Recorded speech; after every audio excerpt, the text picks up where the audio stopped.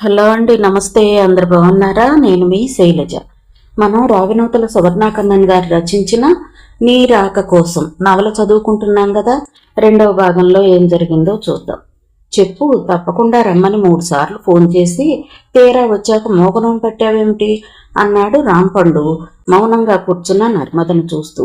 ఎలా చెప్పాలా అని ఆలోచిస్తున్నాను, లోగొంతుతో అంది నర్మద. అతను నవ్వాడు.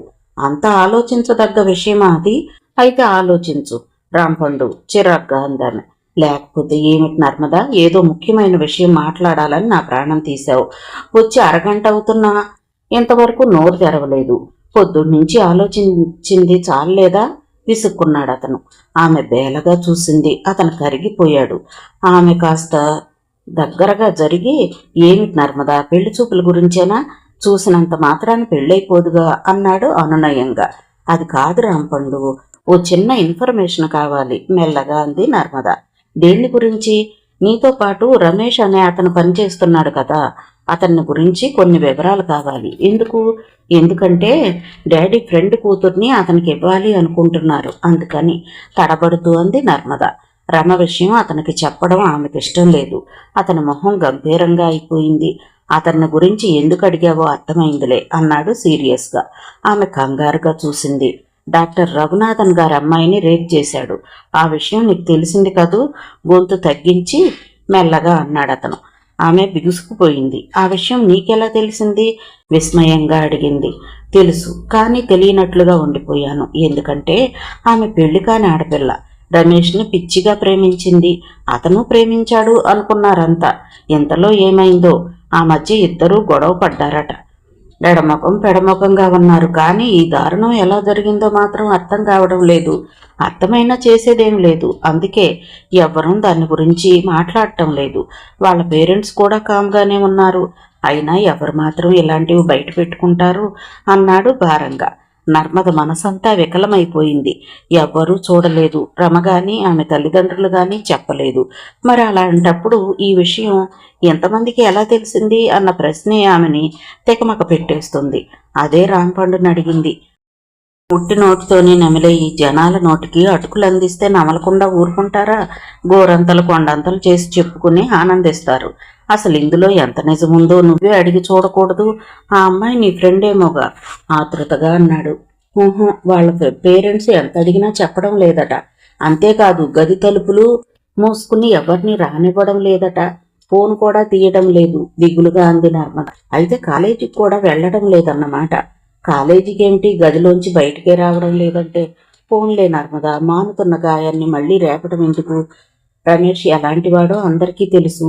ఇప్పుడు నువ్వు కొత్తగా తెలుసుకున్నా చేసేదేమి ఉండదు. అందుకే ఇక ఆ విషయాన్ని మర్చిపో అన్యాయంగా అన్నాడు రాంపండు. అంతేనంటావా? దిగులుగా అందామె. అంతేకాక కాలం ఎంతటి గాయాన్నైనా మాన్పేస్తుంది. కొన్నాళ్లలో జరిగింది మర్చిపోయి ఆ అమ్మాయి మామూలు మనిషి అవ్వచ్చు. లేకపోతే నయానో భయానో రమేష్నే ఒప్పించి రమేష్ని తన అల్లుడిగా చేసుకోవచ్చు ఆ డాక్టర్ గారు. అందుకే ఇంకా రప్చర్ చేయడం అంత మంచిది కాదు. పెళ్లి కాని ఓ ఆడపిల్ల భవిష్యత్తును గురించి ఆలోచించి మరీ చెప్తున్నాను అన్నాడు అతను.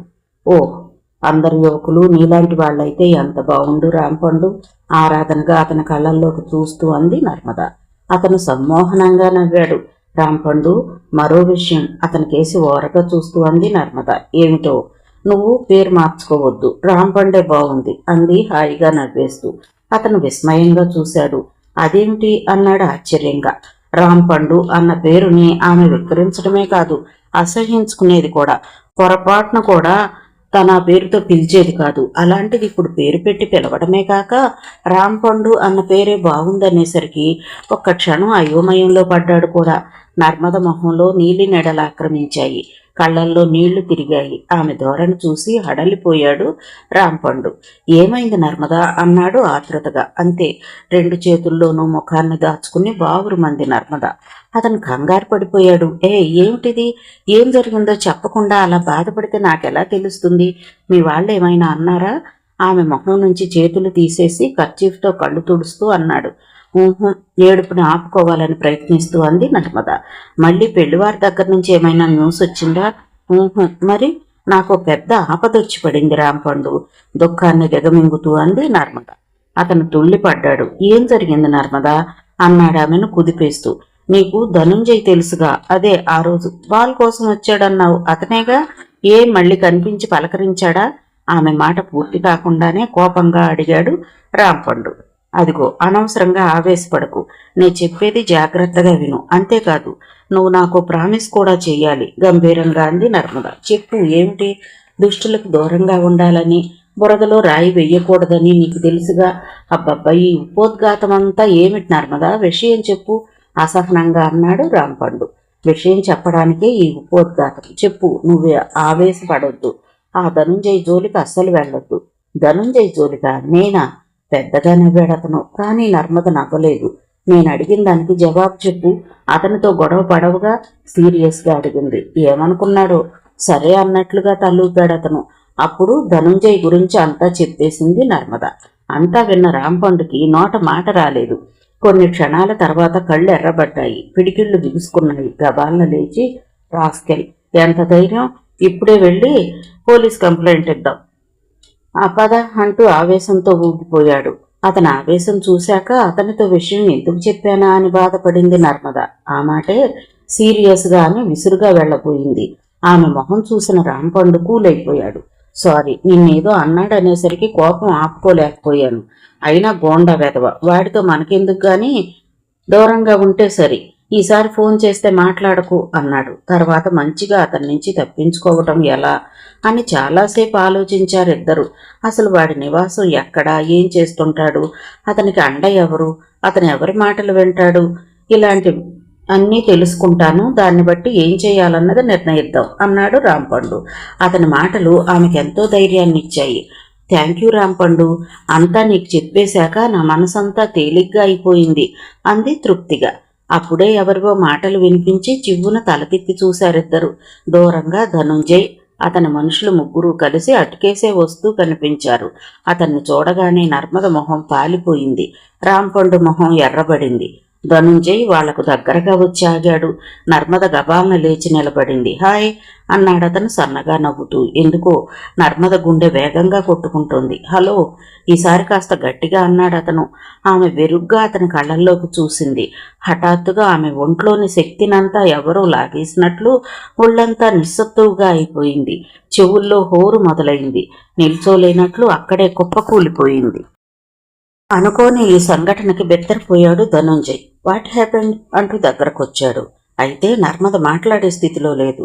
రాంపండు మాత్రం ఆమెను పొదవు పట్టుకుని అతనికేసి తీక్షణంగా చూస్తూ, ప్లీజ్ మీరెళ్ళిపోండి, మిమ్మల్ని చూస్తే తను ఫెయింట్ అయి పడిపోయింది అన్నాడు కఠినంగా. ధనుంజయ్ మొహం వెలవెలా పోయింది. నన్ను చూసి ఫెయింట్ అయిందా అన్నాడు లోగొంతుతో. అవును, ఇంతదాకా బానే ఉంది. అంతేకాదు, మీ గురించి అంతా చెప్పింది. ధైర్యానికి మారుపేరులా ఉండే నర్మద మిమ్మల్ని చూసిన దగ్గర నుంచి ప్రతిదానికి ఉలిక్కి పడుతుంది. దయచేసి ఈమె జోలికి రాకండి వేడుకోలుగా అన్నాడు రాంపండు. ధనంజయ్ మొహం గంభీరంగా అయిపోయింది. ఓకే, అలాగే వెళ్ళిపోతాను, కానీ ఒక్కసారి ఆమెను చూడనివ్వండి అంటూ నర్మదకి దగ్గరగా వచ్చి మృదువుగా పిలిచాడు. రాంపండును ఆసరాగా చేసుకుని కళ్ళు మూసుకుని నిల్చున్న నర్మదకి వాళ్ళ మాటలు వినిపిస్తూనే ఉన్నాయి. అతను పిలవగానే అప్రయత్నంగా కళ్ళు తెరిచింది. ఏమైంది నర్మద? ఆప్యాయంగా అడిగాడతను. ఎందుకో ఆ చూపు ధనంజయ్ని కంగారు పెట్టింది. అప్రయత్నంగా కాస్త దూరంగా జరిగాడు. అందామె నీరసంగా కళ్ళు మూసుకుని. ధనుంజయ్ గారు ఓసారి నిన్ను చూస్తారట, కళ్ళు తెరు అన్నాడు. రాంపండు మనసులో ధనుంజయ్ని తిట్టిపోస్తూనే పైకి సరళంగా. ఆమె మళ్లీ కళ్ళు తెరిచింది. కానీ ఈసారి ఆమె కళ్ళలో బేలత్వం లేదు, ఒకలాంటి కాఠిన్యం ఉంది. అతనెవరు నన్ను చూడటానికి? పద మనం వెళ్ళిపోదాం అంటూ రాంపండు చెయ్యి పట్టుకుని లాక్కెళ్తున్నట్లుగా వెళ్ళిపోయింది అక్కడి నుండి. అయితే ఇప్పుడు ఆమెలో ఎలాంటి నీరసమూ లేదు. ధనుంజయ్ ప్రతిమలా అయిపోయాడు. అతని మొహం చూసిన అతని వాళ్ళు, బాసు వాణ్ణి లాక్కురామా అన్నారు ఆవేశంగా. వద్దు అన్నట్లు తల పంకించాడు అతను. తర్వాత నడుస్తూనే రాంపండును గురించి మాట్లాడుకున్నారు. అన్నట్టుగానే బుధవారం నర్మదను చూసుకోవడానికి వరుడు, అతని తల్లిదండ్రులు వచ్చారు. మధ్యవర్తిగా మేనమామ శంకరం వచ్చాడు. తల్లిదండ్రుల మాట పోతుందని ఆమె పెళ్లి చూపులకు ఒప్పుకుంది. కానీ సరిగ్గా వరుణ్ణి చూడనైనా చూడలేదు. తల్లిదండ్రులు చూడకుండా కాస్త వంకర వేషాలు వేసింది కూడా. పెళ్లివారిని పంపి ఇంట్లోకి వచ్చి నా మేనమామను చూస్తూ సరదా తీరిందా మామయ్య, ఇక మరో సంబంధం మాత్రం తీసుకురాకు అంది కాస్త వ్యంగ్యంగా. అతను నవ్వాడు తీసుకురాను అంటూ. ఆమె ఆశ్చర్యపోయింది.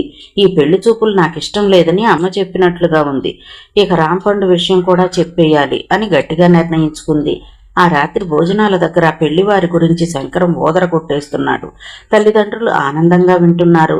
అన్నట్టు అన్నయ్య, నీ ఎరికలో ఓ మంచి అమ్మాయి ఉంటే చూడు, పిల్ల బుద్ధిమంతురాలై ఉండాలి అంది సుభద్ర. పిల్ల ఎవరికి? కుతూహలంగా అడిగాడు శంకరం. రాంపండని మన అవుట్ హౌస్లో ఉన్నాడు, బ్యాంకులో పనిచేస్తాడు, బుద్ధిమంతుడు, అందగాడు. చూడు మావయ్య, మామూలు పిల్లగాడు, బంగారు పూలతో పూజ చేసే అమ్మాయి కావాలి. ఎందుకంటే మా రాంపండును చేసుకునే అమ్మాయి బంగారు పూలతో పూజ చేస్తుందని అమ్మ ఎప్పుడు అంటూ ఉంటుంది. తల్లి మాటలకు అడ్డొస్తూ అంది ప్రియ. ఆ పిల్ల అన్న తీరుక అంతా నవ్వేశారు. అంత మంచి కుర్రాడైతే మన నర్మదకే చూడొచ్చుగా బళ్ళున నవ్వేస్తూ అన్నాడు శంకరం. నర్మద గుండె దడదడలాడింది. రమాకాంతరావు మొహం గంభీరంగా అయిపోయింది. చూడు బావా, ఇప్పుడంటే అన్నావు గాని ఇంకెప్పుడు అనొద్దు ఆ మాట అన్నాడు సీరియస్గా. అవునన్నయ్య, అతగాడు మంచి కుర్రాడే కానీ మన పిల్లకు తగినవాడు కాదు. అదీగాక అతనిది మనది ఒక కులం కాదు. కులానికి మేము ఎంత ప్రాముఖ్యత ఇస్తామో నీకు తెలుసుగా అంది సుభద్ర మెల్లగా. ఆ సంగతి నాకు తెలియదా, సరదాగా అన్నానంతే. శంకరం నవ్వేశాడు. తర్వాత ఏవో తమాషా కబుర్లు చెప్పి నవ్వించాడు. వాతావరణం తేలికపడింది గాని నర్మద మొహం నెత్తురు బొట్టు లేనంతగా పాలిపోయింది. ఏంటి ఆ తిండి, మరీ పసిపిల్లలా, కాస్త అన్నం పెట్టుకో అంది తల్లి బలవంతంగా నర్మద కంచంలో కాస్త అన్నం పెడుతూ. ఏం తింటుంది, అబ్బాయిని చూస్తేనే కడుపు నిండిపోయింది ముసిముసిగా నవ్వుతూ అన్నాడు శంకరం. సుభద్ర కూతురు కేసి ప్రేమగా చూసింది. వస్తున్న దుఃఖాన్ని అతి బలవంతంగా ఆపుకుంటూ లేచి వెళ్లిపోయింది నర్మద. అది సిగ్గుగా అనుకుని నవ్వుకున్నారు పెద్దలు. ఆ రాత్రి కూడా కంటి మీద కునుకు లేదు నర్మదకి. రాంపండు విషయం తల్లిదండ్రులకి ఎలా చెప్పాలో అర్థం కాలేదు ఆమెకి. కొంపదీసి ఆ పెళ్లివారికి నచ్చితే అన్న భయం కూడా ఆమెని నిద్రకు దూరం చేసింది. అలాగే బలవంతంగా నిద్రకు ఉపక్రమించింది. తెల్లవారుతూ ఉండగా నిద్ర పట్టింది గాని వెంటనే ఫోన్ మోగింది. తుళ్ళిపడి కళ్ళు తెరిచి వాచ్ చూసుకుంది. 5:30. హలో అంది ఆవులిస్తూ. హలో నర్మదా, కంగుమంది ధనుంజయ్ గొంతు. ఆ గొంతు వినగానే ఎక్కడలేని కోపం వచ్చింది నర్మదకి. ఈసారి అతను సెల్ నంబర్కి చేయలేదు. అయినా అది ఆమె గ్రహించలేదు. బుద్ధి లేదు అంది అరిచినట్లుగా. అల్లరిగా నవ్వాడు అతను. అంటూ రిసీవర్ పెట్టేసింది. మళ్ళీ మోగింది పదే పదే. ఎవరైనా తీస్తారేమో అని చూసింది కానీ హాల్లో ఎవ్వరూ తీయలేదు. తప్పనిసరిగా విసురుగా తీసి హలో ఏమిటో చెప్పు అంది కొట్టినట్టు. జవాబుగా నవ్వాడు అతను. తుళ్ళిపడిందామె. ఏదేదో తిడదామని ప్రయత్నించిన ఆమెకి ఈ మాట రాలేదు. రథీ కుసకుసగా అన్నాడు అతను. అంతే, చేతిలోని రిసీవర్ జారిపోయింది. కళ్ళు బైర్లు కమ్మాయి. అలా పక్క మీదికి వాలి స్పృహ కోల్పోయింది. హలో హలో అంటూ 4-5 సార్లు పిలిచి అవతల నుండి రెస్పాన్స్ లేకపోవడంతో ఫోన్ పెట్టేశాడు ధనుంజయ్. నర్మద మాత్రం అలా మగతగా పడుకుండిపోయింది. బాత్రూమ్ నుంచి వస్తూ ఫోన్ ఎక్కడి నుంచి సుభద్ర అన్నాడు రమాకాంతరావు. ఫోన్ వచ్చిందా? నే చూడలేదే. పూలు కోసుకోవడానికి తోటలోకి వెళ్ళాను. ప్రియ జాగింగ్కి వెళ్ళింది. నర్మద తీసిందేమో అని కూతుర్ని పిలిచింది సుభద్ర. అయితే నర్మద పలకలేదు. రాత్రంతా నిద్రపోయి ఉండదు. ఫోన్లేండి, అవసరమైతే మళ్ళీ వాళ్లే చేస్తారు. ఆ చేసిన వాళ్ళెవరో అంటూ పూలు దేవుడి దగ్గర పెట్టడానికి వెళ్ళిపోయింది సుభద్ర. మరో గంట గడిచింది. జాగింగ్కి వెళ్లిన ప్రియ వచ్చేసింది. రమాకాంతరావు పూజ అయిపోయింది. కానీ నర్మద లేవలేదు. ఏమిటి అక్కెంకా లేవలేదు, ఓసారి లేపిరా అంది సుభద్ర ప్రియతో. ప్రియ మెల్లగా నర్మద గదిలోకి వచ్చింది. నర్మద పడుకున్న తీరు చూసి బిత్తరపోయింది. రిసీవర్ హ్యాంగ్ అవుతూ ఉండటం చూసి హడలిపోయింది. ఒక్క అంగలో నర్మద దగ్గరకు వచ్చి తట్టి లేపుతూ అక్క అక్క అంటూ అరిచింది. నర్మద మెల్లగా కళ్ళు తెరిచింది. ఆమె నార్మల్గా ఉండటం చూసి తేలిగ్గా ఊపిరి తీసుకుంది ప్రియ. తర్వాత అక్క ఏమిటి ఇది, మరీ చిన్నపిల్లలా? బెడ్ పక్కనున్న ఫోన్ కూడా కింద పడేలా పక్క మీద నుండి దొర్లేవా ఏమిటి అంది సన్నగా విసుక్కుంటూ. ఏమిటి, ఫోన్ కింద పడిందా? అయోమయంగా చూసింది నర్మద. బాగుంది, ఏదో ఊహాలోకాల్లో ఉన్నట్టుగా ఉన్నావు. లేలే, ఇప్పుడు టైం ఎంత అయిందో తెలుసా? ఆమెను బలవంతంగా లేవదీస్తూ అంది ప్రియ. నర్మద్కి ధనుంజయ్ ఫోన్ చేయటం, తను తిట్టడం, అతను నవ్వడం, తను అయోమయంలో పడ్డం, అతను రథీ అని పిలవడం, తను తుళ్ళిపడి రిసీవర్ వదిలేయడం అన్నీ గుర్తొచ్చాయి. తనకేమైంది అనుకుంది. తపనగా నుదురు రాసుకుంటూ రథీ రథీ అని గొణుక్కుంది మెల్లగా. ఏమిటా గొణుగుడు, పద అమ్మాళ్ళు చూస్తున్నారు అంటూ ఆమెను కిందకి లాక్కెళ్ళింది ప్రియ. 10 రోజులు గడిచిపోయాయి. నర్మదకి బయటికి వెళ్లాలంటేనే భయంగా ఉంది. కారణం ధనుంజయ్ బాధ ఆమెకు ఎక్కువైపోయింది. కాలేజీ దగ్గర, లైబ్రరీ దగ్గర, పార్కు దగ్గర ఆమె ఎక్కడికి వెళుతుందని తెలిస్తే అక్కడికి వెళ్ళడం, ప్రేమ పాఠాలు వల్లించడం, రది అంటూ పిలిచి కళ్ళల్లో కళ్ళు పెట్టి చూసి నవ్వడం లాంటివి చేస్తున్నాడు.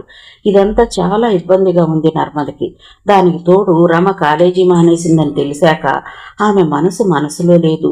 పోనీ వెళ్ళి కాలేజీ ఎందుకు మానేశావు, ఏమైనా నువ్వు చదువు మానొద్దు అని చెప్పాలన్నా రమ ఎవరితోనూ మాట్లాడడానికి ఇష్టపడటం లేదు. కనీసం మొహం కూడా చూపించడం లేదు. తన మనసులో జరిగే సంఘర్షణల్ని చెప్పుకోవడానికి వీణ, రాంపండు తప్ప ఎవ్వరూ లేరు. వీణ కాలేజీకి చుట్టపు చూపుగా వస్తుంది కాబట్టి ప్రతి చిన్న మాట రాంపండుకు చెప్తోంది. ఆమె మొదట్లో ఊహించినట్లు రాంపండు అనవసరంగా ఆవేశపడటం లేదు. ధనుంజయ్ ప్రాబ్లం ఎలా సాల్వ్ చేయాలా అని ఆలోచిస్తున్నాడు. నర్మదని కాలేజీ దాకా తానే దించుతున్నాడు. అయితే ఈ విషయం పెద్దలకు తెలియదు. ఆ రోజు కూడా కాలేజీ టైంకి అతను బయటకు వెళ్ళాడు. 2 నిమిషాల తర్వాత ఆమె జాయిన్ అయింది ఎప్పట్లానే. సరిగ్గా కాలేజీ దగ్గరకు వెళ్ళేసరికి ధనుంజయ్ ఎదురయ్యాడు. హలో అన్నాడతను నవ్వుతూ. ఆమె తలెత్తి చూడలేదు.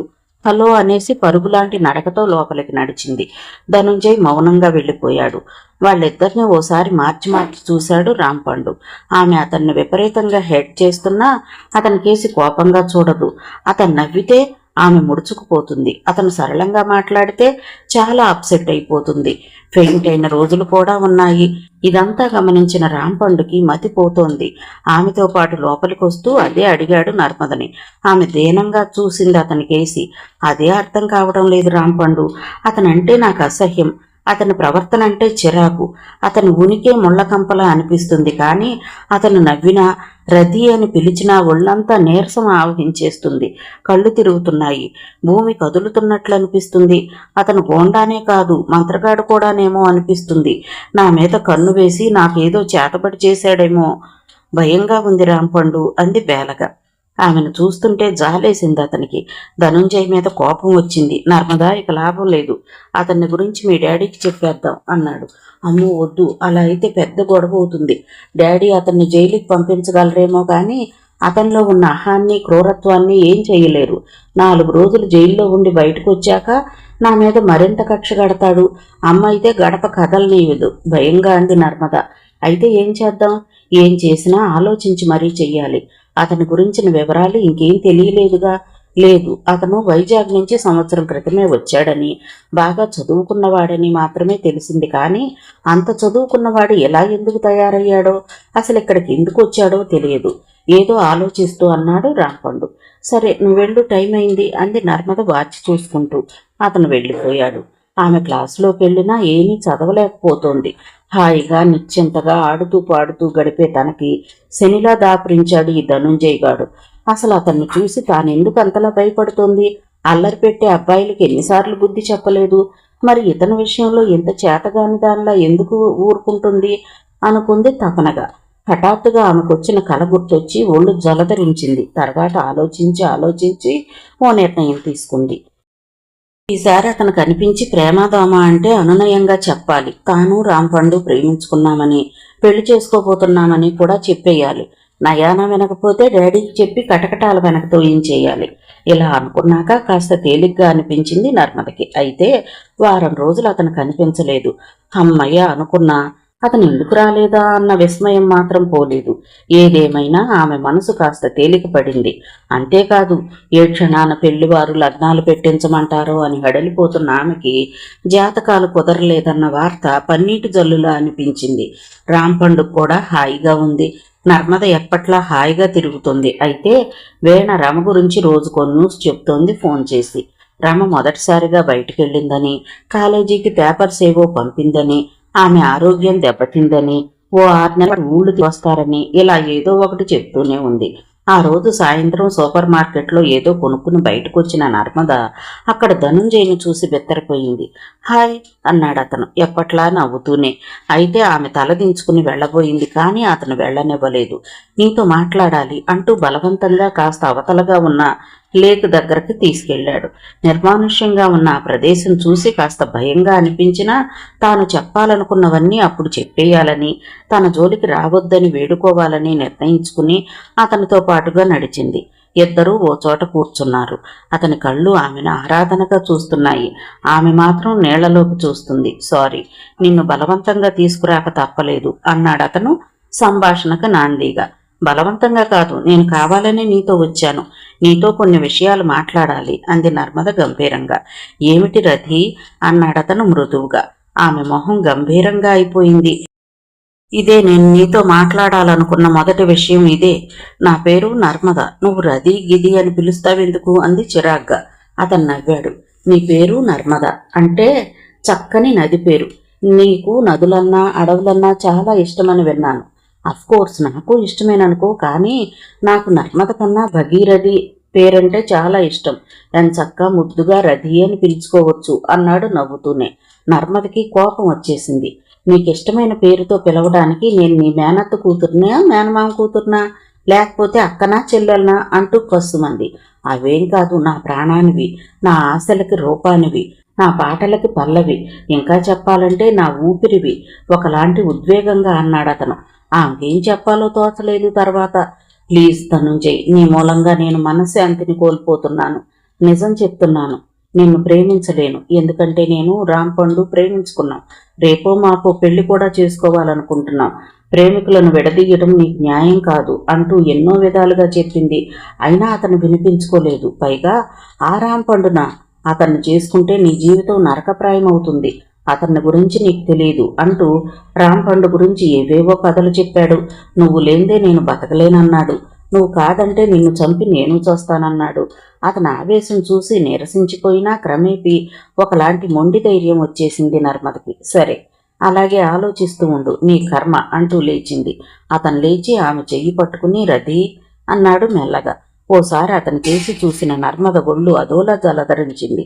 ఎప్పట్లాగానే. ఆ తర్వాత అతన్ని విదిలించుకుని వడివడిగా వెళ్ళిపోయింది. నో, ఇతన్ని ఇలా వదిలేస్తే నాకు మనశ్శాంతి లేదు. ఇతని సంగతి తేల్చేయాలి అని గట్టిగా నిర్ణయించుకుంది. అయితే మరో 10 రోజులు పత్తాలేడతను. ఆ రోజు మధ్యాహ్నం తలనొప్పిగా ఉంది. క్లాస్ నుంచి ఇంటికి వచ్చేసింది నర్మద. గేటు తీసుకుని లోపలికి వెళ్లబోతూ అవుట్ హౌస్ కేసు చూసింది. కారణం, రాంపండు కూడా ఆ రోజు బ్యాంకుకు వెళ్లలేదు, ఎవరో గెస్ట్ రావడం వల్ల. ఆ సంగతి నర్మదకి తెలుసు. ఓసారి అతని దగ్గరకు వెళ్లాలనుకుని ఇంట్లోకి వెళ్లకుండా గెస్ట్ హౌస్కి నడవబోయింది. లోపల నుంచి తండ్రి నవ్వు వినిపించి టక్కున ఆగిపోయింది. రమాకాంతరావు నవ్వుతూనే మాట్లాడతాడు గాని అంత గట్టిగా నవ్వడం చాలా అరుదు. అదీగాక ఆ టైంలో అతను ఇంట్లో ఉండడం. హఠాత్తుగా ఆమెకి మేనమామ గుర్తొచ్చాడు. మామయ్య మరో సంబంధం తెచ్చుండడు కదా అనుకుంటూ రాంపండింటికి వెళ్ళడం మానేసి మెల్లిగా హాల్లోకి వెళ్ళింది. అక్కడ తండ్రి ఎవరితోనో కేసు గురించి మాట్లాడుతూ మధ్య మధ్య జోక్స్ వేసి నవ్వుతున్నాడు.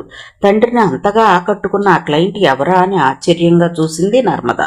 అప్పుడే అతను తిరిగి చూశాడు. అంతే, బిగుసుకుపోయింది ఆమె. అతను ధనుంజయ్.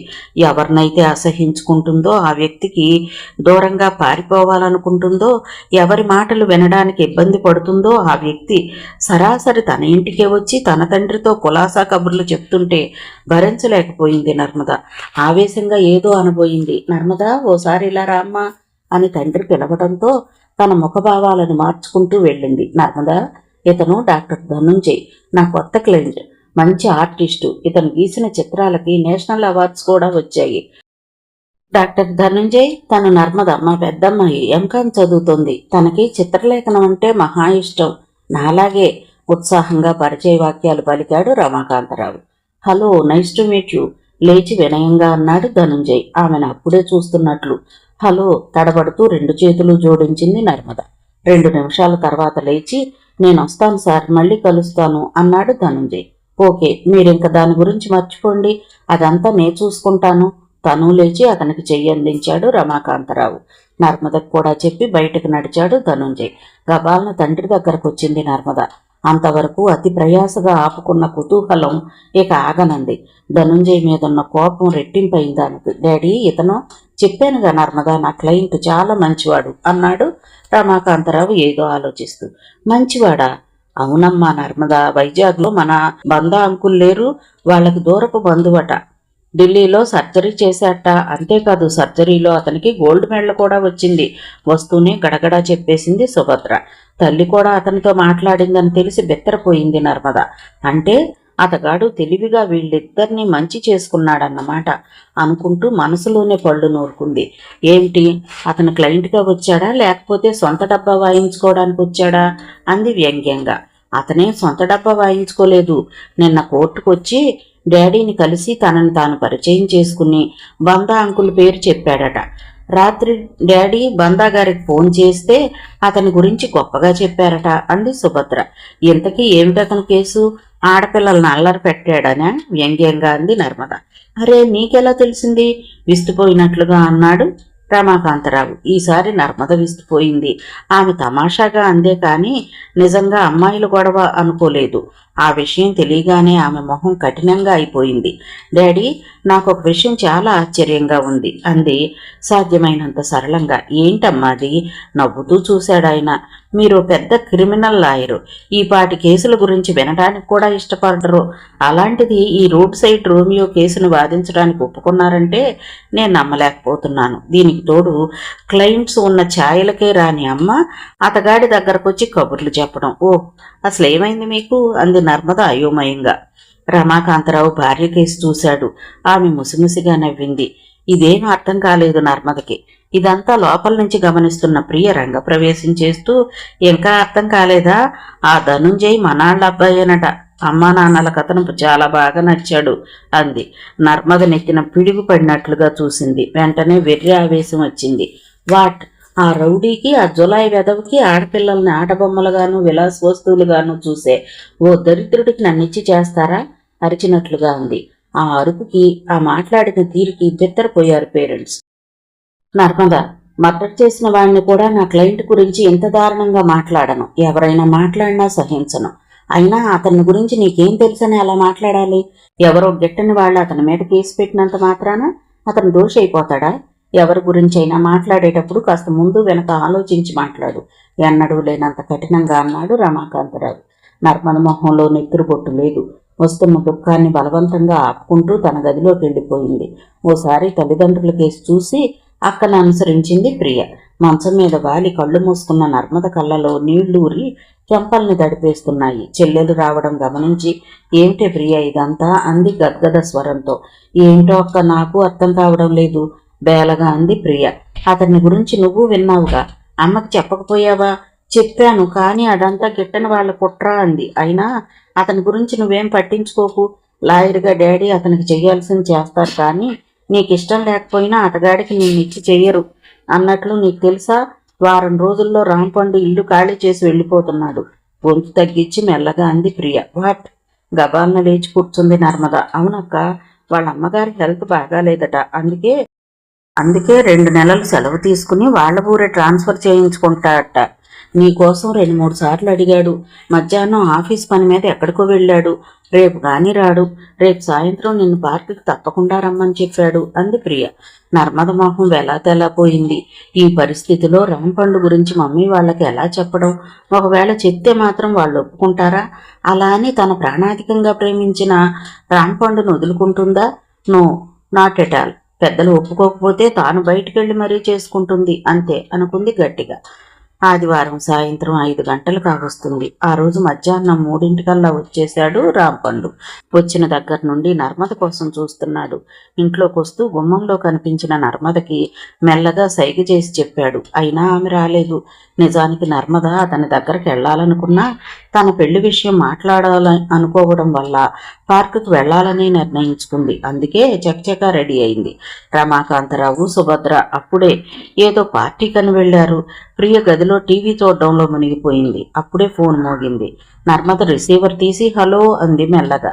రాంపండు గురించి అడిగింది అవతలి గొంతు. ఆ స్వరం విని క్షణం తుల్లిపడింది. మీరు అంది అనుమానంగా. సారీ, నేను మీకు తెలియదు. ఓసారి అర్జెంటుగా రాంపండు గారితో మాట్లాడాలి. నిన్న బ్యాంకుకి చేస్తే లేరని చెప్పారు. ఇవాళ ఆదివారం, అందుకే మిమ్మల్ని శ్రమ పెడుతున్నాను బొంగురుగా అంది అవతలి గొంతు. ఓకే, లైన్లో ఉంటారా అంది నర్మద మృదువుగా. ఆమె ఉంటాననడంతో రాంపండు దగ్గరికి వెళ్ళి చెప్పింది ఫోన్ సంగతి. ఓ, నాకు ఫోన్ చేసేవాళ్ళు ఎవరబ్బా? అవును, నీ కోసం కళ్ళు కాయలు కాసేలా ఎదురు చూస్తుంటే రాలేదేమిటి? గోముగా అన్నాడు అతను. ఇవాళ మనం చాలా విషయాలు మాట్లాడుకోవాలి, ముఖ్యంగా ఆ ధనుంజయ్ గాడి గురించి. అందుకే మనం బయట మాట్లాడుకుంటే మంచిదని రాలేదు. సరే, ముందు ఫోన్ మాట్లాడు, నవ్వుతూ అంది నర్మద. అతను ఫోన్ తీసి హలో అన్నాడు. అవతలి గొంతు వినగానే మొహం సీరియస్గా అయిపోయింది. ఎక్కడికెందుకు ఫోన్ చేశావు? నేనెక్కడో ఉంటే వెళ్ళి పిలవాలి అంటూ విసుక్కున్నాడు. తర్వాత చాలాసేపు కోపంగానూ అనునయంగానూ వేడుకోలుగానూ మాట్లాడాడు. మరి కాసేపటికి ఫోన్ పెట్టేసి భారంగా నిట్టూరుస్తూ, సారీ నిర్మదా, కొందరికి ఫోన్స్ చేసి ఎదుటివారిని ఇబ్బంది పెట్టడం ఓ సరదా. ఇలాంటి ఫోన్స్ వస్తే సారీ పిలవటం కుదరదు అని చెప్పి అన్నాడు రాంపండు. పర్లేదు, ఇంతకీ ఎవరు? కుతూహలంగా అడిగింది నర్మద. తన రవి అని మా కూలీగ్. ఓ రోజు హోటల్లో పరిచయం చేశాను, గుర్తుందా? అతను. ఓ, తన వెరీ పెక్యులర్ క్యారెక్టర్, నవ్వింది నర్మద. హఠాత్తుగా ఆమెకి రాంపండు ప్రయాణం సంగతి గుర్తొచ్చింది. మొహం దిగులుగా అయిపోయింది. రాంపండు, నే విన్నది నిజమేనా అంది మెల్లగా. ఏ విషయం? తెలిసినా తెలియనట్లుగా అడిగాడు అతను. నువ్వు వెళ్ళిపోతున్నావా? అంకుల్ వాళ్ళు లేరా? ఆమె ప్రశ్నకు జవాబు చెప్పకుండానే అన్నాడు అతను. ఊహు, ఇంతకు ముందే పార్టీకి వెళ్ళారు. ప్రియ టీవీ చూస్తుంది. పార్టీకి వెళదామంటే దానికి చెప్పొస్తాను అంది నర్మద. అక్కడ మాట్లాడటం అతనికి ఇష్టం లేదని గ్రహించి. మనం అలా చెట్టు కిందకి వెళ్ళి మాట్లాడుకుందామా అన్నాడు అతను గంభీరంగా. ఆమె అంగీకారంగా తలూపింది. ఇద్దరూ కలిసి ఇంటి పక్కగా ఉన్న మామిడి చెట్టు కిందకెళ్ళి కూర్చున్నారు. చెప్పు, నువ్వు ఈ ఊరు నుండి వెళ్ళిపోతున్నావా? ఆతృతగా అడిగింది నర్మద. అవును, వచ్చే నెలాఖరికి వెళ్తున్నాను. మా అమ్మ హెల్త్ దెబ్బతింది. ఆవిడ్ని నేనే దగ్గరుండి చూసుకోవాలి. 2 నెలలు సెలవు పెడుతున్నాను. ఈలోగా అక్కడికి ట్రాన్స్ఫర్ చేయించుకుంటాను అన్నాడతను క్లుప్తంగా. మరి మన సంగతి? అది నువ్వే చెప్పాలి. దాని గురించి మాట్లాడదామనే బయటికి రమ్మన్నాను. ఏం చెయ్యాలో నాకేం అర్థం కావడం లేదు రాంపండు. అయినా వీలు చూసుకుని అమ్మతో చెప్పేస్తాను. నెల్లాళ్ళు టైం ఉందిగా. వారం రోజుల్లో వెళ్ళిపోతాడనుకున్న అతను నెల్లాళ్ల తరువాత వెళ్తాడనేసరికి కాస్త తీరుకుంది నర్మద. నెల్లాళ్ళెక్కడా, 4-5 రోజుల్లో వెళ్ళిపోతున్నాను. కోర్స్ ఈ ఊరు నుంచి కాదనుకో, ఈ ఇంట్లోంచి. వాట్? అదిరిపడింది నర్మద. అవును నర్మద, పొమ్మని డైరెక్ట్గా చెప్పినా ఇంకా పడి ఉండటానికి నాకు సిగ్గులేదనుకున్నావా? అతని మొహం కందిపోయింది. నిన్ను పొమ్మన్నారా? ఎవరు? తడారిపోతున్న గొంతుతో అంది నర్మద. ఎవరో అంటే బాధే ఉంది, మీ డాడీయే చెప్పారు. అవుట్ హౌస్కి ఏవో రిపేర్స్ ఉన్నాయి, వెంటనే ఖాళీ చేయమని. మీ అమ్మగారు విన్నా ఏం మాట్లాడలేదు. అవమానంతో మాట తడబడింది అతనికి. ప్రతిమలా అయిపోయింది నర్మద. హఠాత్తుగా మీ పేరెంట్స్లో మార్పు వచ్చింది. ఆ మార్పుకు కారణం ఏమిటో మాత్రం అర్థం కాలేదు. బహుశా మన విషయం వాళ్ళకి తెలిసిపోయిందేమో. మీ వాళ్ళు నిన్ను ఓ ఐఏఎస్ ఆఫీసర్కో లేక ఓ డాక్టర్కో ఇంజనీర్కో ఇవ్వాలనుకుంటున్నారు. అదీగాక ఏ విషయంలోనూ మీ స్టేటస్కి నేను సరిపోను. అందుకే నన్ను ఇంట్లోంచి సాగనంపుతున్నాడు. రాంపండు గొంతు దుఃఖంతో వణికింది. అతని మొహం చూసి గిలగిల్లాడిపోయింది నర్మద. గబాలను అతని చెయ్యి పట్టుకుని చెంపలకు రాసుకుంటూ, నిన్నింట్లోంచి పంపేయగలరు, కానీ నా మనసులోంచి పంపేయలేరుగా. వాళ్ళు కాదంటే మనం బయటికెళ్ళి రిజిస్టర్ మ్యారేజ్ చేసుకుందాం అంది ఆవేశంగా. అతని కళ్ళు తళుక్కుమన్నాయి ఓ క్షణం. తర్వాత, కానీ మీ డాడీ ఊరుకుంటారా అన్నాడు భయంగా. మనం మేజర్లం, మా డాడీయే కాదు, మనల్ని ఎవ్వరూ ఏమీ చేయలేరు. పెళ్ళయ్యాక నేను ఏదైనా ఉద్యోగం చూసుకుంటాను స్థిరంగా అంది నర్మద. అవసరం లేదు, నా జీతంతో మనిద్దరం హాయిగా బ్రతకొచ్చు ఆమె చేతిని సున్నితంగా నొక్కుతూ అన్నాడు రాంపండు. తర్వాత ఓ గంట ఏవేవో మాట్లాడుకున్నారు. ఇక నేను వస్తాను. నా గురించి అంకుల్ వాళ్లతో ఘర్షణ పడొద్దు. నేను ఇక్కడి నుంచి వెళ్ళినా మనం కలుస్తూనే ఉందాం అంటూనే లేచాడు అతను. అతను వెళ్ళాక చెల్లెలు గదిలోకి వెళ్ళింది నర్మద. ఏదో పుస్తకం చదువుకుంటున్న ప్రియ ఓసారి తల తిప్పి చూసి, అయ్యాయా కబుర్లు అంది కాస్త వ్యంగ్యంగా. అయితే ఆ వ్యంగ్యాన్ని ఆమె గమనించలేదు. ప్రియా, ఈ సంగతి నీకు తెలుసా? మన రాంపండుని డాడీ వాళ్లే పంపేస్తున్నారట. డాడీ అతన్ని ఎంతో అభిమానంగా చూసేవారు. అమ్మ మాత్రం అలాంటి మనిషి నూటికో కోటిగా ఉంటాడు అనేది అంది నర్మద. వాళ్ళు రాంపండుని ఇల్లు ఖాళీ చేయమనడంలో ఏదో ఉద్దేశం ఉందనిపిస్తుంది. ఇంతకీ నీ రాంపండు ఏమంటున్నాడు అడిగింది ప్రియ. ఏమంటాడు? తను మన ఇంట్లో నుండి వెళుతున్నందుకు బాధపడుతున్నాడు. ఇంకో 4 రోజుల్లో వెళ్ళిపోతాడట అని అంది నర్మద. అవును, ఆ ధనుంజయ్ రాంపండును బాగా కొట్టాడటగా. ఈ విషయం నీకు రాంపండు చెప్పలేదా అడిగింది ప్రియ. లేదు, బహుశా నేను బాధపడతానని చెప్పలేదేమో. అంతే అయి ఉంటుంది. కానీ ధనుంజయ్ రాంపండుని ఎందుకు కొట్టాడో, ఇంకా ఎందుకు, అతను నాతో చనువుగా ఉంటున్నాడన్న జలసీతో కొట్టుంటాడు కోపంగా అంది నర్మద. రాంపండుతో నువ్వు చనువుగా ఉంటే మధ్య అతనికి ఎందుకు జలసి నిలదీస్తున్నట్లుగా అంది ప్రియ. గతుక్కుమంది నర్మద. కొంపదీసి ఆ ధనుంజయ్కి నీకు అంతకుముందే పరిచయం ఉందా? నువ్వు రాంపండు ముందు అతన్ని ఎప్పుడైనా అవమానించావా? ఆమెనే పరిశీలనగా చూస్తూ అంది ప్రియ. చచ్చ, అతనితో నాకు పరిచయం ఏమిటి? లాయర్ కాబట్టి అతనితో డాడీ అంత చక్కగా మాట్లాడారు, కానీ పరువు మర్యాదలున్న వాళ్ళెవరూ అతనికేసి కన్నెత్తి చూడరు, పన్నెత్తి మాట్లాడరు కంపరంగా అంది నర్మద. ప్రియ నవ్వింది. ఆ నవ్వులో వ్యంగ్యం కనిపించింది నర్మదకి. దీనిలో కూడా ఏదో మార్పు వచ్చింది అంటూ గొణుక్కుంది.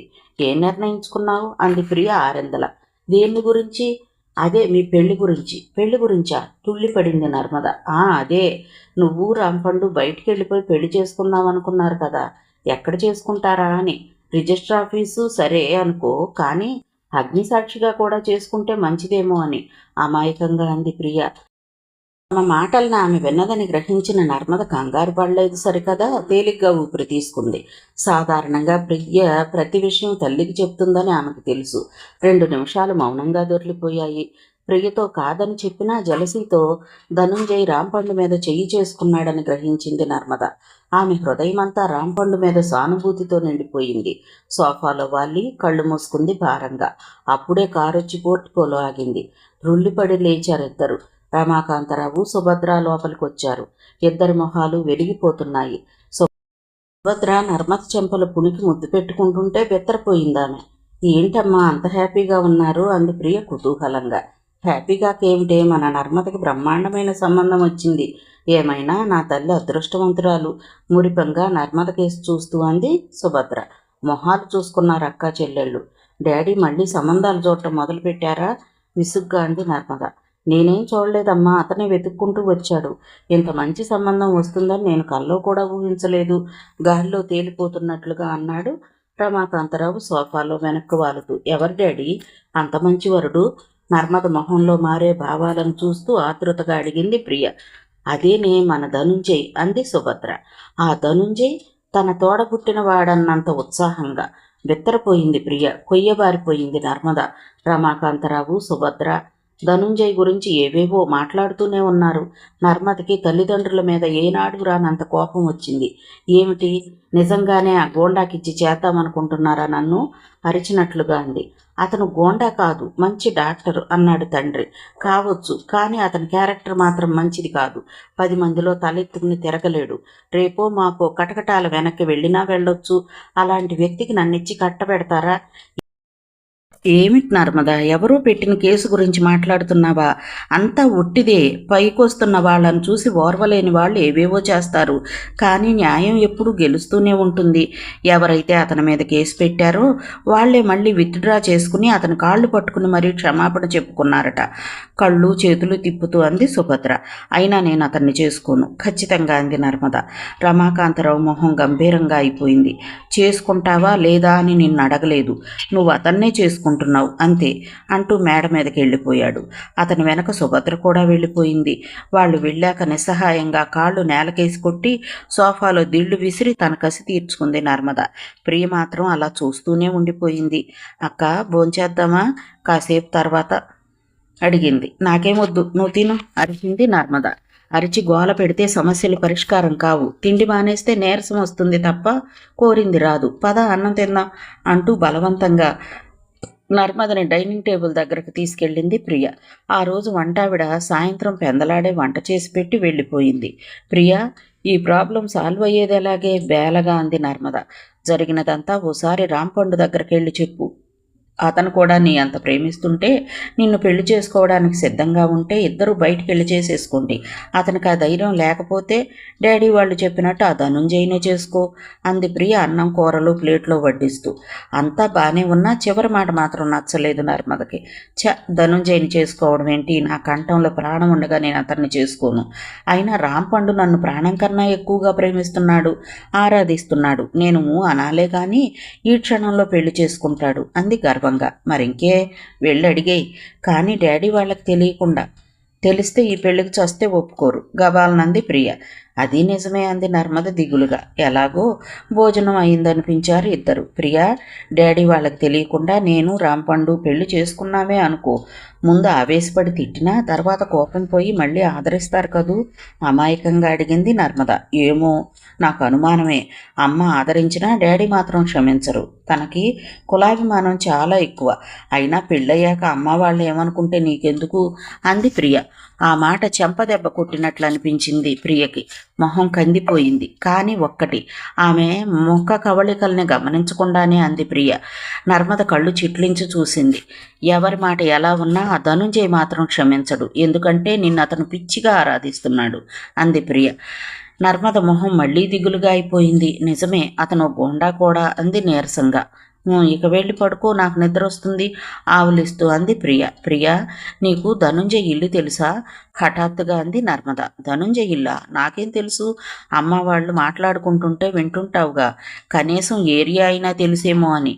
ఏరియా తెలుసు అనుకో, అయినా ఇప్పుడు అతని ఇల్లు ఎందుకు అనుమానంగా అంది ప్రియ. ఏం లేదు, నా ప్రేమ గురించి అతనికి చెప్పి నన్ను వదిలేయమని బతిమాలతాను. లాభం లేదు. ఎందుకంటే అంతకుముందు నువ్వు అడగటం, అతను తేలిగ్గా తీసేయడం జరిగిపోయింది. ఏమిటి? బిగుసుకుపోయింది నర్మద. నాకంతా తెలుసక్క. నువ్వు చెప్పకపోయినా మీ ఇద్దరి మధ్య జరిగిన సంగతులన్నీ తెలుసు అంది ప్రియ. ఆమె గొంతులో నిష్ఠూరం ఉంది. సారీ ప్రియ, నీతో చెప్పకూడదని కాదు, కానీ నాతో పాటు మీరు బాధపడటం ఇష్టం లేదంతే లో గొంతుతో అంది నర్మద. ఆమెకి దుఃఖం కూడా వచ్చేసింది. తర్వాత ధనుంజయుని గురించి అంతా చెప్పేసింది. అంతా విన్న ప్రియ ఆలోచనలో పడిపోయింది. మరోసారి ధనుంజయుని వేడుకోవడం కన్నా మార్గం కనిపించలేదు ప్రియ దిగులుగా అంది నర్మద. నిజమే అంటూ ధనుంజయ్ ఉండే ఏరియా చెప్పింది. ఇది నేను కాకతాళీయంగా విన్నదే. జాగ్రత్తగా కనుక్కో. ఒక్కదానివి వెళ్ళడం అంత మంచిది కాదేమో ఆలోచించు. పోనీ రాంపండును తీసుకెళ్తే అంది ప్రియ. వద్దు అంది నర్మద. తర్వాత చాలాసేపు ఈ విషయం గురించే చర్చించుకుని తర్వాత పక్కల మీద వాలారు అక్కా చెల్లెళ్ళిద్దరు. సాయంత్రం 4:30 అయింది. ఇంకా ఎండ తీక్షణత తగ్గలేదు. కాలేజీ ఆవరణలోంచి బయటకు వచ్చింది నర్మద. 3 రోజులుగా ఆమె కళ్ళు ధనుంజయ్ కోసం వెతుకుతున్నాయి. ఎప్పుడు పడితే అప్పుడు, ఎక్కడ పడితే అక్కడ ఎదురై వేధించే అతను వెతికినా కనిపించకపోయేసరికి నీరసం. ఓసారి వాచి చూసుకుని ప్రియ చెప్పిన ఏరియాకు బయలుదేరింది ఆటోలో. తాజ్మహల్ హోటల్ దగ్గర దిగేసి ఆటో అతన్ని పంపేసి హోటల్ పక్క సందులోకి వెళ్ళింది. కానీ ధనుంజయ్ ఇల్లు ఎలా వెతకాలో అర్థం కాలేదు ఆమెకి. ఆమె అడ్రస్ కోసం వెతుక్కుంటోందని గ్రహించిన ఓ యువకుడు, ఎవరు కావాలి మేడం అన్నాడు మర్యాదగా. ఆమె చెప్పింది. ధనుంజయ్. ఏం చేస్తారాయన అన్నాడు అతను గోండాయిజం అనబోయి. అతను డాక్టర్ అంది తడబడుతూ. డాక్టరా? అలాంటి వాళ్ళెవరు ఈ వీధిలో లేరే ఏదో ఆలోచిస్తూ అన్నాడు అతను. ఆమెకి నీరసం వచ్చేసింది. అతనికి థ్యాంక్స్ చెప్పి వెనక్కి తిరిగింది.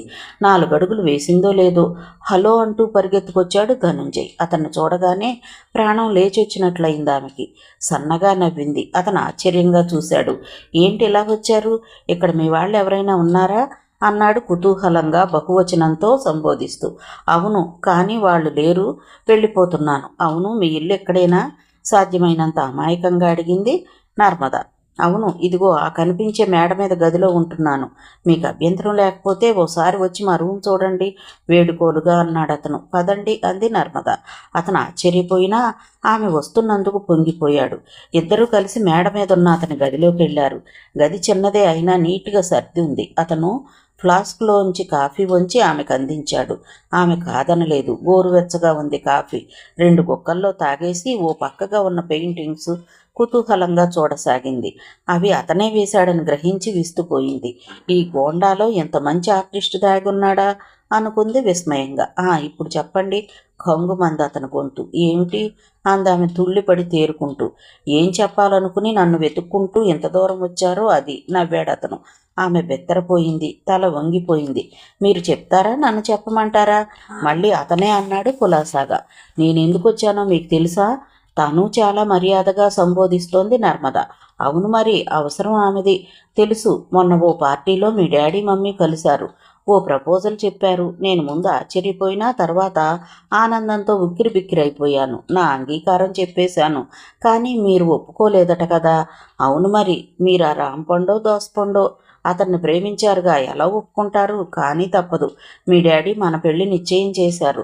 మరో మార్గం లేక మీరు నన్ను వెతుక్కుంటూ ఇక్కడికి వచ్చారు. కానీ నేను మిమ్మల్ని వదలను. మన బంధం 7 జన్మల బంధం నాటకీయంగా అన్నాడు అతను.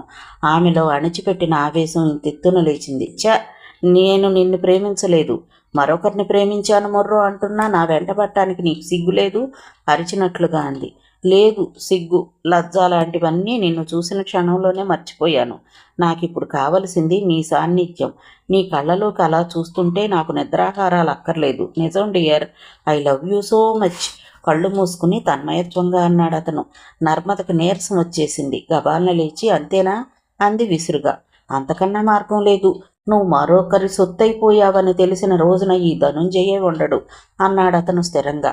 అయితే నీ సమాధికి ప్లేస్ చూసుకో అంటూ గుమ్మం కేసి నడిచింది. అతని మొహం పాలిపోయింది. గబాలన వెళ్ళి ఆమె కడ్డుగా నిలబడ్డాడు. అడ్డులే, తీక్షణంగా అంది నర్మద. అతను లేవలేదు. ఆమె అతన్ని నెట్టుకుని గుమ్మం దగ్గరికెళ్ళింది. ప్లీజ్ నా మాట విను రథి అన్నాడు దీనంగా. ఆమె చివ్వున వెనక్కి తిరిగి, నా పేరు నర్మద, ఈసారి రథి అని పిలిచావంటే ప్రాణాలు తీస్తాను, జాగ్రత్త అంది ఆవేశంతో వణికిపోతూ. ఎంతసేపటికి అతను మాట్లాడకపోవడంతో కళ్ళు చిట్లించి అతని కేసు చూసింది. అతను మతిపోయిన వాడిలా అలా నిల్చుండిపోయాడు. ఇదే చెప్తున్నాను, జాగ్రత్తగా విను. నేను నిన్ను ప్రేమించను సరికదా, హెడ్ చేస్తాను కూడా. ఇన్నాళ్ళు నువ్వేదో చేస్తావని నేను రాంపండు కూడా భయపడి నీ ఆగడాలను భరించాం. ఇక నీ ఆటలు సాగవు. ఎందుకంటే నేనన్నిటికీ తెగించాను. ఇన్నాళ్ళు మా వాళ్ళు నన్నెంతో అపురూపంగా చూసుకున్నారు. కానీ ఏం మందు పెట్టావో నీ మాటే వేదంగా భావించి నన్ను హింసిస్తున్నారు. కానీ చూడు మిస్టర్ ధనుంజయ్, నేను రాంపండు కూడా మేజర్లం. మా పెళ్లిని ఎవ్వరూ ఆపలేరు. ఇంకా దౌర్జన్యం చేస్తే ఇద్దరం కలిసి ఏ ఏట్లోనైనా దూకి చస్తాం గాని విడిగా బ్రతకం. Mind it. ఆవేశంతో ఊగిపోతూ అంది నర్మద. ఓ క్షణం అతను ప్రతిమలా అయిపోయాడు. తర్వాత తేరుకుని, నర్మద, నువ్వు కసాయి వాడిని నమ్ముతున్నావు. ఆ రాంపండు నువ్వు అనుకున్నంత మంచివాడు కాదు అన్నాడు సీరియస్గా. ఆ మాటకు మరింత మండిపడింది నర్మద. షటప్. ఈ నోట్ నుంచి మరోసారి అతని పేరు వినిపిస్తే ఏం చేస్తావు? ఆమె మాట పూర్తి కాకుండానే అన్నాడు అతను. చంపేస్తాను. అలాగా, అయితే చంపు. ఆ Rampandu creature, idiot, criminal. I hate that fellow. తనని తాను మర్చిపోయి అరిచాడు అతను. అంతే. ఆమె కొట్టిన దెబ్బతో అతని చెంప కూడా కందిపోయింది. అతను కొయ్యబారిపోయాడు. కళ్ళు విశాలం చేసుకుని అలా చూస్తుండిపోయాడు. యూ రాస్కెల్, ఎంత ధైర్యం నీకు? రేపే మేము పెళ్లి చేసుకోబోతున్నాం. ఏం చేసుకుంటావో చేసుకో అని కోపంగా అతని మొహంలోకి చూసింది. అంతే. కొన్ని క్షణాలు అలా చూస్తూ ఉండిపోయింది. హఠాత్తుగా ఒళ్లంతా చెమటలు పట్టింది. ఒకలాంటి నిస్త్రాణ ఆవహించేసింది. శరీరం తూలింది. తూలుతున్న ఆమెను గబాలను పట్టుకున్నాడు అతను. అప్పటికి తేరుకున్న నర్మద అతన్ని విసురుగా తోసేసి తూలుతూ బయటకొచ్చి అతి ప్రయాసగా మెట్లు దిగి వీధిలో వెళ్తున్న ఆటో ఎక్కేసింది. ఆమె వెళ్లడం పైనుంచి గమనించిన ధనుంజయ్ కళ్ళు చిత్రంగా ముడుచుకున్నాయి. హఠాత్తుగా అతని చెయ్యి చెంప మీదకెళ్ళింది. వెంటనే అతని పెదవుల మీదకి సన్నని నవ్వుతెర చోటు చేసుకుంది. రాత్రి 12 గంటలైంది. ఊరంతా నిశ్శబ్దంగా ఉంది. రమాకాంతరావు గారి ఇల్లు కూడా గాఢ నిద్రలో ఉంది. తోటలో వెలిగే లైటు తప్ప ఇక ఎలాంటి వెలుగు లేదు. తోటలోని చెట్లు గాలికి దెయ్యాల్లా తలలూపుతున్నాయి. అవుట్ హౌస్ లో పడుకుని తీయని కలలు కంటున్నాడు రాంపండు. అతని మనసంతా నర్మదే ఉండటంతో కలల్లోనూ ఆమె కనిపిస్తుంది. అలాంటి టైంలో ఓ ఆకారం మెల్లగా ఆ ఇంటి గేటు దగ్గరకొచ్చి నిల్చుని ఓ క్షణం పరిసరాలు పరికించి తర్వాత మెల్లగా గేటు తీసుకుని లోపలికొచ్చింది. తర్వాత వడివడిగా అవుట్ హౌస్ కేసి నడిచింది. ఓసారి మళ్లీ పరిసరాలు పరికించి తలనిండా కప్పుకున్న ముసుగు తీసేసింది. క్షణం తటపటాయించి ఆపై ఏదో దృఢ నిశ్చయం చేసుకుని తలుపు మీద మెల్లగా తట్టింది. కలల లోకంలో విహరిస్తున్న రాంపండుకి వెంటనే మెలుగు రాలేదు. 2 సార్లు తట్టడంతో తుళ్లిపడి లేచాడు అతను. క్షణం అయోమయంగా చూసి ఎవరు అన్నాడు కిటికీ దగ్గరకొచ్చి. నేను, గుసగుసగా అందా ఆకారం. మై గాడ్, నర్మద, ఇప్పుడొచ్చావా? గబాలను లేచి తలుపు తీసి గుమ్మంలో నిల్చున్న యువతిని చూసి కొయ్యబారిపోయాడు. కొన్ని క్షణాలు తర్వాత వాస్తవంలోకి వచ్చిన అతని కళ్ళు ఎర్రబడ్డాయి. పిడికిళ్లు బిగుసుకున్నాయి. నువ్వా? ఎందుకొచ్చావు అన్నాడు కఠినంగా. వచ్చేలా నువ్వే చేశావు అంటూ లోపలికొచ్చింది ఆమె. అతను ఆమె జబ్బ పట్టుకుని బయటకు నెడుతూ, వెళ్ళిపో. ఏమైనా మాట్లాడాలనుకుంటే రేపు మాట్లాడదాం అన్నాడు. నో, నేను బయటకు వెళ్ళను. ఇప్పటికి 100 సార్లు చెప్పావు కలుస్తానని, కానీ పత్తాలేవు.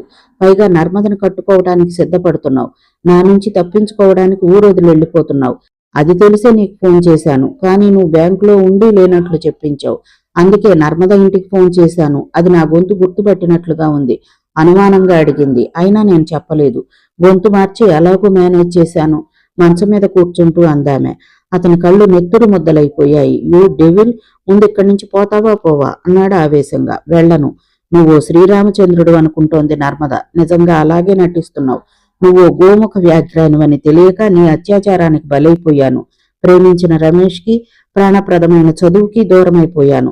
నీ దారుణాలు, నీ పనులు అన్నీ ధనుంజయ్ ద్వారా నాకు తెలుస్తూనే ఉన్నాయి. ఇక నా నుంచి నువ్వు తప్పించుకోలేవు గట్టిగా నవ్వుతూ అందామె. ఏం చేస్తావే? అవును, నిన్ను నేను రేప్ చేశాను.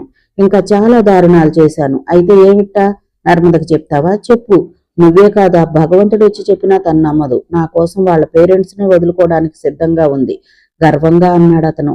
నిజమే, అదో వెర్రిమాలోకం కాబట్టే మంచి వాళ్ళెవరో చెడ్డ వాళ్ళెవరో తెలుసుకోలేక నీ అందాన్ని మాయమాటల్ని చూసి దీపం చుట్టూ చేరే పురుగులా నీకు చేరువైంది. కానీ దాని జీవితాన్ని నాశనం చెయ్యనివ్వను, శివంగిలా అరిచిందామె. అలాగా? ఏం చేస్తావు? మా పెళ్ళి ఆపుతావా? ట్రై చెయ్యి. కానీ నీ వల్ల కాదు. ఎందుకంటే నేను నర్మదని గాఢంగా ప్రేమించానని ఆమెకు బాగా తెలుసు అన్నాడు అతను వ్యంగ్యంగా. నువ్వా? ప్రేమించావా? అసలు నీకు ప్రేమించడం కూడా తెలుసా? నువ్వు ప్రేమించేది మనుషుల్ని కాదు, డబ్బుని. నర్మద అమ్మమ్మ ఆమె పేరున 100 ఎకరాల పొలం, 25 ఎకరాల మామిడి తోట, ఇంకా కొన్ని ఆస్తులు రాసిందని నీకు తెలుసు. అందుకే ఆమెను వల్లోకి లాగావు. కానీ ఇదంతా చూస్తూ నేను ఊరుకోను. ఇప్పుడే వెళ్ళి నర్మదకు చెప్పేస్తాను ఆవేశంగా అరిచింది. నర్మద ప్రాణ స్నేహితురాలు, రాంపండు చేత రేప్ చేయబడ్డ అభాగ్యురాలైన రమ. రాంపండు వికృతంగా నవ్వాడు. అంతదాకా నువ్వు బతికుంటే కదా అంటూ ఆమె గొంతు పట్టుకున్నాడు. అప్పుడే ఫ్లాష్లా అతడి మీద వెలుగుపడింది. తుళ్లిపడి తిరిగి చూసిన రాంపండు బిగుసుకుపోయాడు.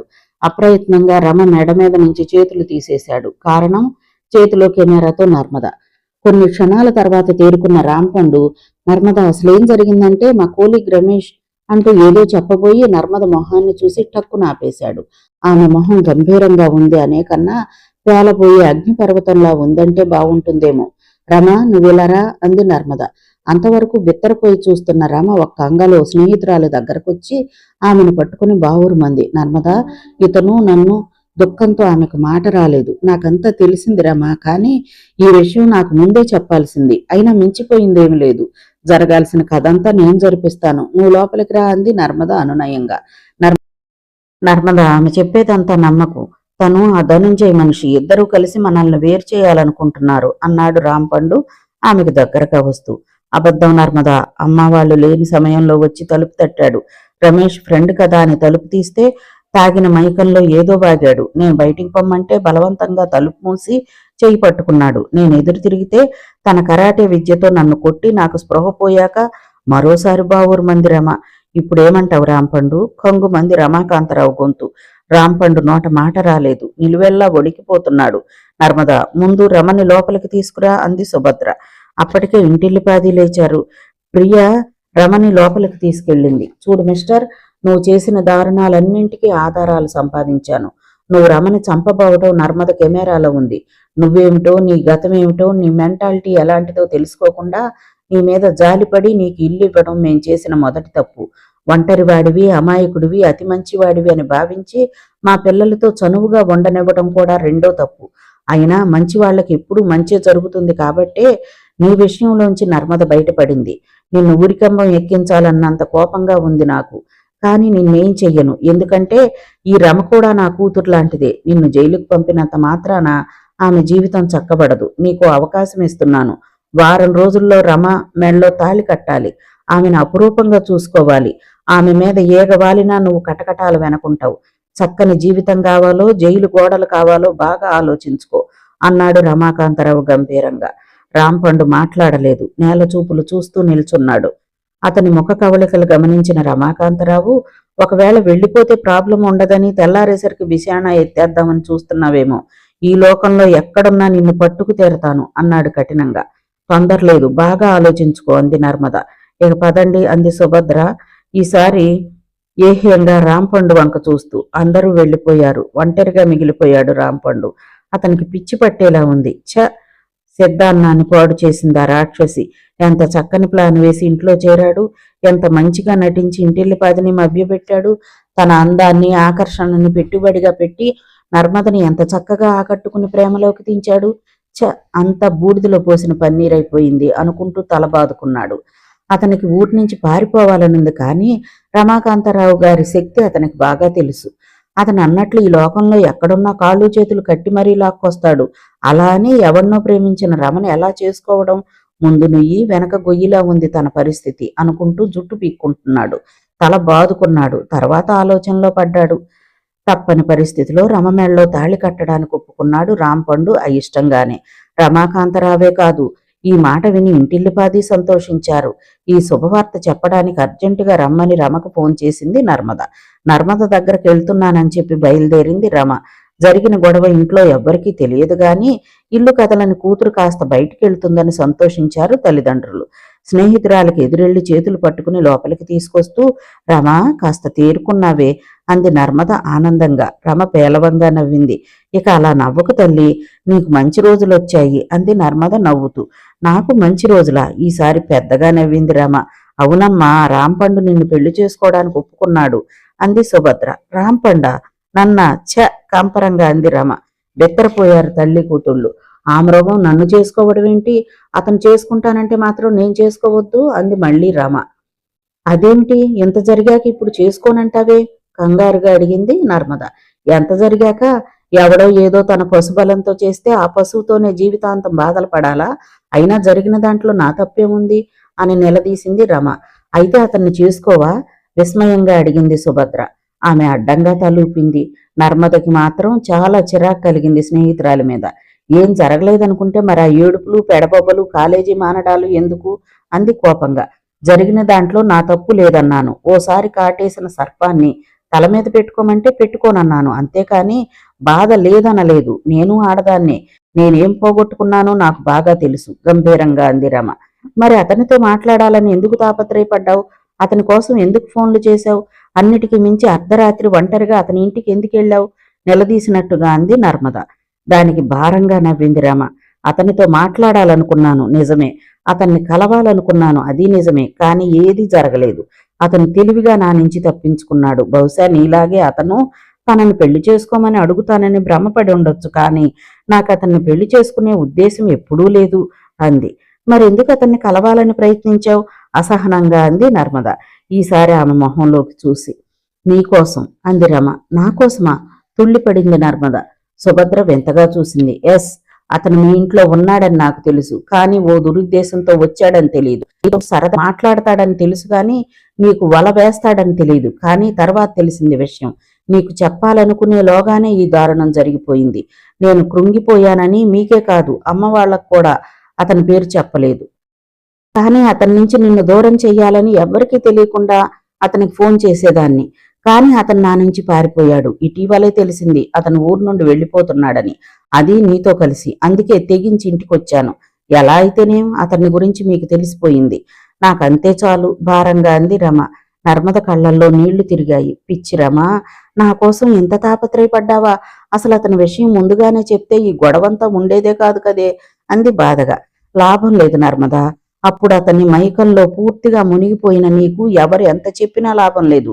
మరీ అన్యాయంగా మాట్లాడకు, నువ్వు చెప్తే నమ్మనా? నిష్ఠూరంగా అంది నర్మద. రమ నవ్వింది. మీ డాడీ కన్నా నేను గొప్ప? ఆయన మాటే నువ్వు నమ్మలేదు, నా మాట నమ్ముతావా? ఏంటి, మా డాడీ చెప్పారా? విస్మయంగా అంది నర్మద. డాడీ అనేమిటి, చాలా మంది చెప్పారు, కాకపోతే ఇండైరెక్ట్ గా చెప్పారు. అది నువ్వు సీరియస్ గా తీసుకోలేదు, అంతెందుకు. ఆ ధనుంజయ్ రాంపండుని గురించి ఎంత క్లియర్ గా చెప్పాడు, విన్నావా? నీ పరిస్థితులు నిన్ను చెవిటిదాన్ని గుడ్డిదాన్ని చేశాయి అంది రమ గంభీరంగా. అవును నర్మదా, మాకు చాలా విషయాలు ధనుంజయ్ ద్వారానే తెలిసాయి. పాపం అతనొచ్చి నీ గురించి రాంపండు గురించి చెప్పకపోతే మేము నీలాగే ఒకలాంటి మైకంలో ఉండిపోయేవాళ్ళం అంది సుభద్ర. అంటే మా గురించి ఆ ధనుంజయ్ చెప్పాడా అంది నర్మద తీక్షణంగా. అవును, అతని గురించి తెలిసిన ధనుంజయ్ నువ్వు అతని బారిన పడకుండా ఆపాలని చూశాడు.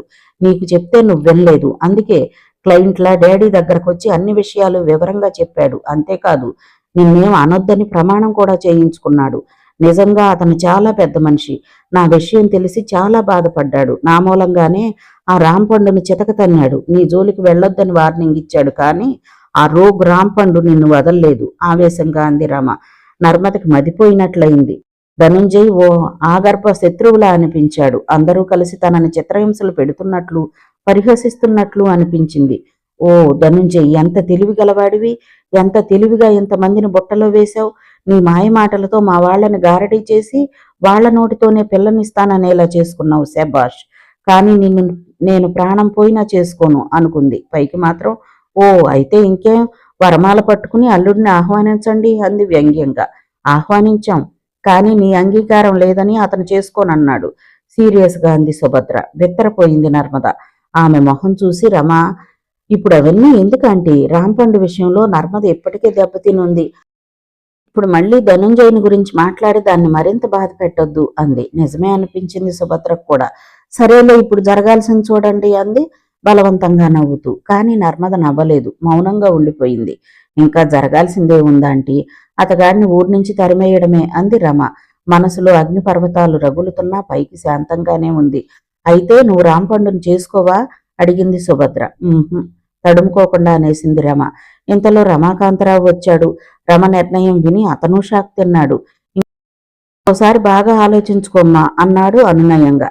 లేదంకుల్, అతని పేరు తలుచుకుంటేనే నా ఒంటి మీద తేళ్లు జెరులు పాకినట్లుగా ఉంటుంది. అలాంటిది అతనితో 100 ఏళ్లు ఎలా గడపను అంది రమ.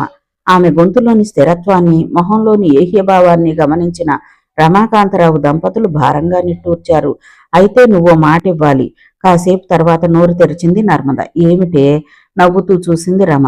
నువ్వెప్పట్లా నవ్వుతూ నవ్విస్తూ ఉండాలి. కాలేజీ మానకూడదు. అలాగే జరిగినదంతా ఓ పేడకలలా మర్చిపోవాలి. ప్రయత్నిస్తాను. దట్స్ గుడ్ నవ్వింది నర్మద. నాకు మాట ఇవ్వాలి అంది రమ. ఏమిటి? ముందు మాటివు. అలాగే, ఒక్క ధనుంజయ్ విషయంలో తప్ప నువ్వేం చెప్పినా వింటాను అంది నర్మద. రమ మొహం వెలాతెలా పోయింది. మిగతా వాళ్ళు భారంగా నిట్టూర్చారు. అది గమనించినా గమనించినట్లు ఉండిపోయింది నర్మద. రోజులు మెల్లగా గడుస్తున్నాయి.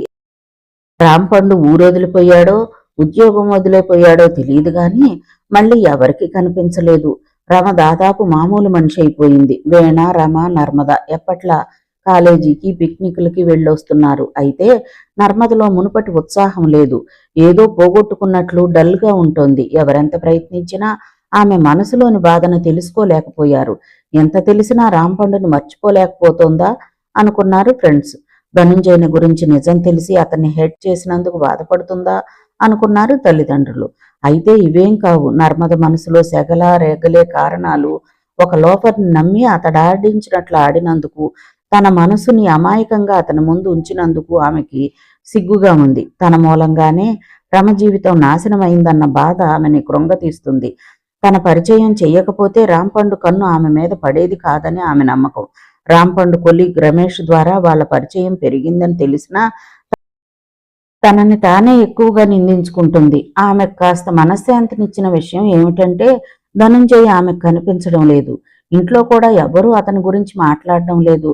అతను ఊళ్ళో ఉన్నాడో లేడో కూడా తెలియదు. కానీ అతను ఊళ్ళోనే ఉన్నాడు. కళ్ళల్లో ప్రాణాలు పెట్టుకున్నట్లు తిండి నిద్ర మానేశాడు. అతని వాలకం చూసి హడలిపోయారు అతని అడుగుజాడల్లో నడిచే ఫ్రెండ్స్. ఎన్ని విధాలుగా చెప్పినా అతనిలో మార్పు లేదు. అతని బాధంతా నర్మద కోసమే అని వాళ్లకు తెలుసు. ఏమిటి బాసు, నువ్వంటే అసహించుకునే ఆ అమ్మాయి కోసం ఇంకా ఆలోచిస్తావు? లోకల్లో అమ్మాయిలే కరువయ్యారా? నువ్వు అంటే ఇంతకన్నా అందమైన అమ్మాయిలు క్యూలో నిలబడతారు అన్నాడు కోపంగా ఒకరోజు అతని ఫ్రెండ్. నిజమే, ఇంతకన్నా అందమైన వాళ్ళు రావచ్చు, కానీ నర్మద రాదుగా తడి కళ్ళతో అన్నాడు ధనుంజయ్. అతన్ని చూస్తుంటే వాళ్ల మనసులు అదోలా అయిపోయాయి. చూడు బాసు, మన పరిచయ కాలం పెద్దది కాకపోవచ్చు, కానీ చాలా పటిష్టమైనది. అందరం కలిసి ఆడాం, పాడాం, అల్లరి పనులు చేశాం, తాగి రోడ్డును పడిన రోజులు ఉన్నాయి. కానీ ఇప్పుడు నువ్వు చెప్పావని మా ధోరణి మార్చుకుని కుదురుగా పనిచేసుకుంటున్నాం. కానీ నువ్వు మాత్రం తిండి తిప్పలు లేకుండా ఇలా తయారయ్యావు. కానీ నువ్విలా ఉంటే మేము నీ దగ్గరకే రాం అన్నాడు ఒకతను. అవును, నువ్వు మామూలుగా ఉంటానని ప్రామిస్ చెయ్యి అన్నాడు ఇంకొకతను. ఉండాలని ఉంది బ్రదర్, కానీ ఉండలేకపోతున్నాను. కళ్ళ ముందు నుంచి నర్మద రూపం కదలనంటుంది. ఓసారి ఆమెతో మాట్లాడాలని, ఆమెను దగ్గరగా చూడాలని ఆశగా ఉంది. కానీ ఆమె నాకు ఆ అవకాశమే ఇవ్వడం లేదు. రాంపండు నుంచి దూరం చేసింది నేనేనన్న కోపం వల్ల కావచ్చు, కానీ అతను ఎంత దుర్మార్గుడు! అతన్ని చేసుకుంటే ఆమె జీవితం ఏమై ఉండేది? పసివాడిలా అడిగాడు ధనుంజయ్. నిజమే, నీ మూలంగా ఆమెకు పెద్ద ఆపద తప్పిపోయింది. కానీ ఆమెకు ఆ కృతజ్ఞతే లేదు. కొంతలో కొంత నయం వాళ్ళ పేరెంట్స్కైనా ఆ కృతజ్ఞత ఉంది అన్నట్లు ఆ రామాకాంతరావు నిన్ను కలుస్తున్నాడు కదూ. నిన్నే వచ్చారు. నన్ను చూసి ఆయన కూడా బాధపడుతున్నారు. అయితే నా బాధకు పూర్తి కారణాలు ఆయనకి తెలియకపోవచ్చు. కూతుర్ని గురించి కూడా బాధపడుతున్నారు ఆయన అన్నాడు ధనుంజయ్. కూతుర్ని గురించా? కూతురికేమైంది అన్నాడు అతను. నర్మద ఏదో దిగులుగా ఉంటోందట, దేన్ని గురించో అని ఆయన వర్రీ అవుతున్నారు. ఏమిటి, నర్మద దిగులుగా ఉంటుందా? పక్కున నవ్వాడు అతను. ఆ అమ్మాయికి దిగులేంటి బాసు, జామ్ జామ్ అంటూ తిరుగుతోంది. రేపు ఆదివారం ఈస్ట్ రివర్ దగ్గర పిక్నిక్ కూడా వెళుతోంది ఫ్రెండ్స్తో కలిసి అన్నాడు అతను. అంతే, పడుకున్న వాడల్లా ధనుమంటూ లేచాడు ధనుంజయ్. ఈస్ట్ రివర్కి వెళ్తోందా అన్నాడు ఆతృతగా. అవును, నువ్వు కలుస్తావా? ఎస్, కలుస్తాను. చివరిసారిగా కలిసి నేను చెప్పాలనుకున్నది చెప్పి వచ్చేస్తాను. ఇక జీవితంలో ఆమెకు కనిపించను. ఇక్కడి నుంచి వెళ్ళిపోతాను. కావాలంటే ఈ లోకం నుంచి వెళ్ళిపోతాను ఒకలాంటి ఉద్వేగంతో అన్నాడు ధనుంజయ్. బెత్తరపోయారు ఫ్రెండ్స్. వాళ్ళ భావాలను గమనించకుండానే ఉత్సాహంగా లేచి తాను గీసిన నర్మద లైఫ్ సైజ్ పెయింటింగ్ వైపు నడిచాడు. మిగతా కథ తర్వాతి భాగంలో చూద్దామండి. కథ విన్నందుకు ధన్యవాదాలు.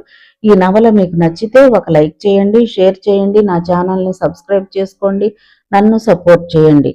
మీరు ఇచ్చే ఒక్క లైక్ నాకు, నా ఛానల్కి ఎంతో సపోర్ట్ని ఇస్తుందండి. మీ యొక్క విలువైన అమూల్యమైన సలహాలని, సూచనల్ని కామెంట్ రూపంలో తెలియజేయండి. Thank you. ఉంటానండి.